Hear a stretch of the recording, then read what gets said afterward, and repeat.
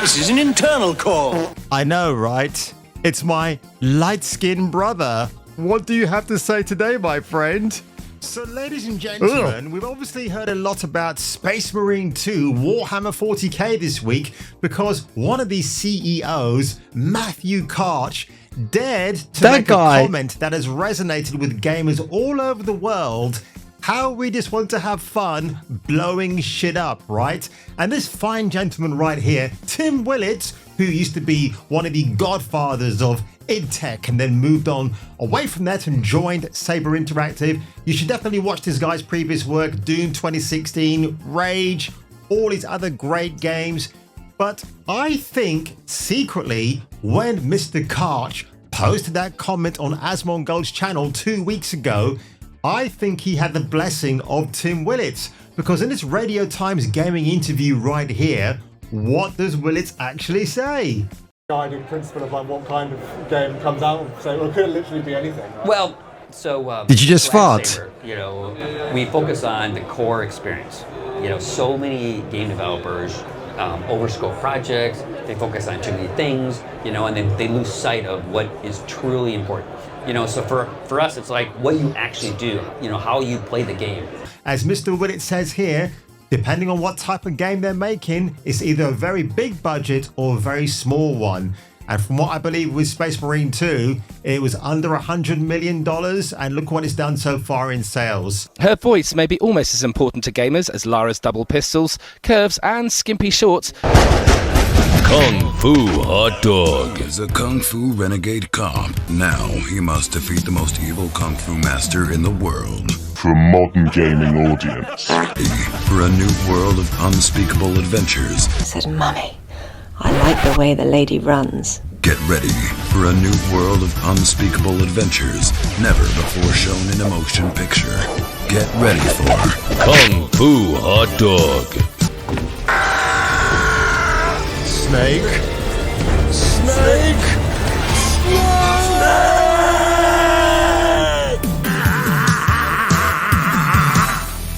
Right? So this story from Concord, it never ends. It is just the funniest thing I've actually heard about. So we know that this game cost around $300 million to develop. It actually gets worse than that. So apparently, according to a Sacred Symbols podcast, Colin Moriarty, who used to work for IGN, I remember his articles back in the day, he was quite a good dude actually, broke down because he had some inside information about what actually took place. So in around 2020, and I'm just going to head back to my normal screen here actually. So according to Moriarty, in the first quarter of 2023, Concord was already in its pre-alpha state, right? And it already spent $200 million. Now, the they in question are the investors and the original owner of Firewalk Studio, who are probably monsters. Now, when it got passed over to Sony, for some strange reason, it seems Firewalk Studio said to them, hey, listen, the game is still not finished yet, even though it was, quote, deemed in a laughable state of play already. Sony forked up a further $200 million. At this stage, I have to say, fair play to Firewalk Studios. They managed to extract more money from one of the dumbest video game outlets called Sony, right? Absolutely. Sony are effing dumb. You've got a PlayStation 5. All we've had this year is Astro Bot and Stellar Blade, okay? And the Final Fantasy game. Everything else is a remaster of a favorite game you had before on the PlayStation 4. And what's the next victim on the chopping block regarding that? Of course, it's Horizon Zero Dawn. Poor Aloy, forget that rather attractive redhead from the 2017 version. She's going to be all mince-meated up and turning into I am Mayam. White chicks. You're gonna call me ma'am.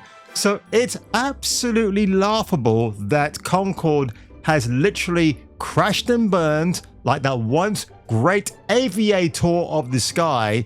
And what can I say? I mean, look, we're still going to see that secret level series in December from Amazon Prime, and their story is going to be featured in it. I'm predicting now that particular episode might be the final kiss goodbye to the team of Concord. There's going to be some sort of a reference to the franchise not taking off anymore, or it might get blown up in space, something like that. And I'm only guessing. Look at that. Vale. Siobhan Michelle runs a diagnostics check on the robots with pronouns. Of course, because that's what this game needed, right? Now, look, personally for me, I was thinking about it this morning. I think, right, that if Concord was this far less budgeted game and it was released as a single player experience where you can go up against very good NPC AIs on the battlefield, that would be fantastic. Modern Warfare 2 from 2009, the Spec Ops you can play after you finish the main campaign, where you go up against waves and waves of really aggressive AI.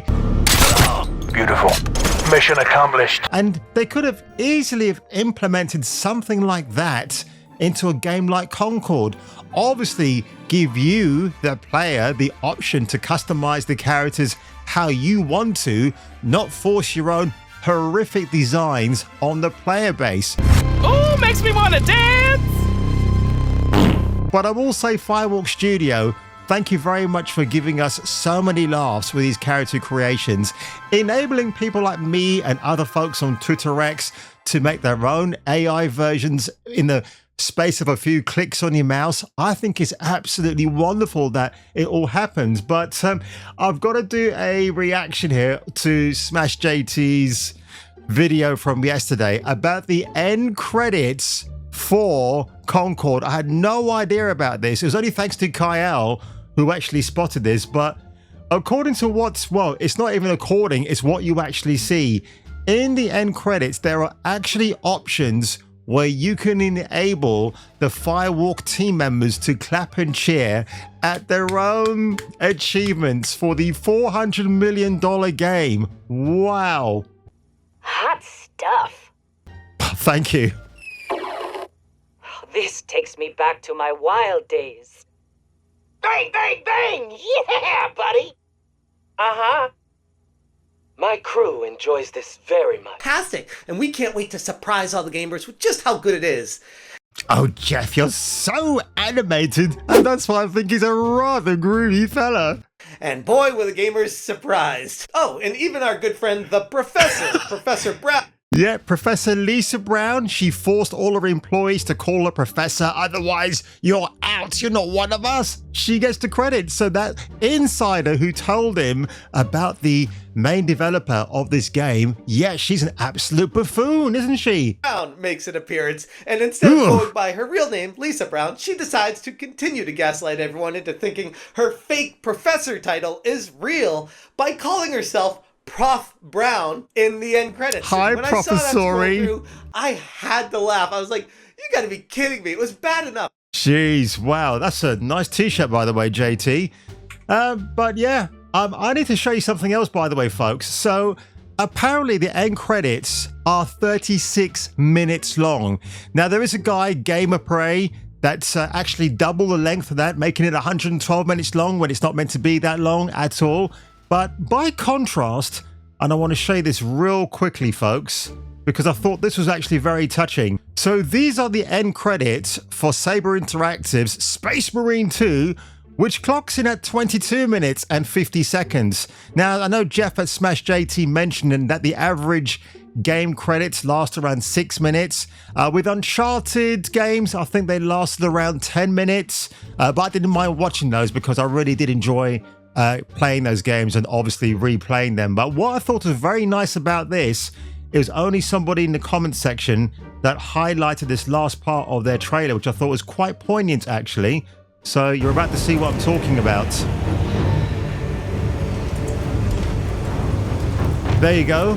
In memoriam of John Peter Bain, aka Total Biscuit, because if you go back on his playlist, he talks about what the hell is Warframe and what the hell is Warhammer 40k Space Marine 1. So I think that was fantastic that Tim Willits and Matthew Karch and the other people involved with Saber Interactive included his name at their end credits. I think that's really nice. That's how you do a perfect end credit, folks. Not having Chris Kindred's name from Sweet Baby Inc. appearing in a video game, or Kim Belair or David Bedard for the upcoming Awakening Unknown 9. But I tell you what, Concord, for all of its crashes and burns, man, it gave us a lot of laughs when it came to content creation. It really does.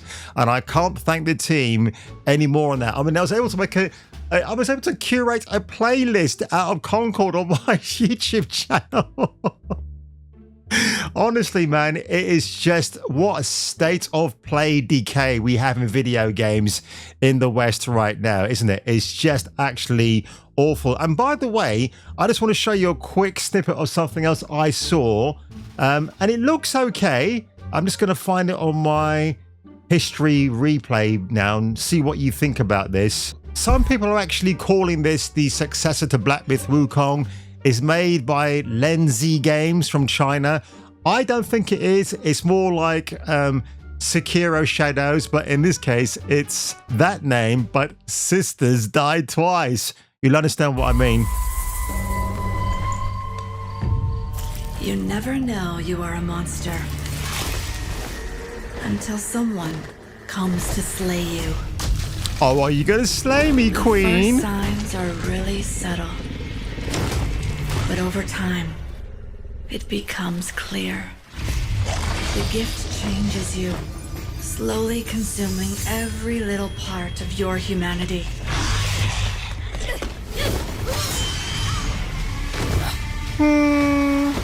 Clunky mechanics there, slightly clunky. Oh, but she gets her ass kicked. That's pleasant.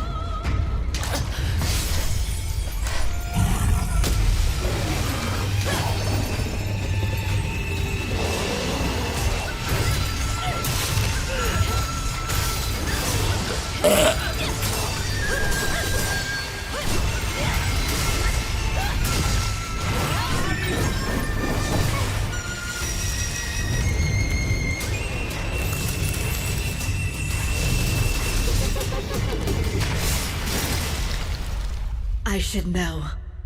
It runs in my blood. Well, she's very attractive. Nothing is forever.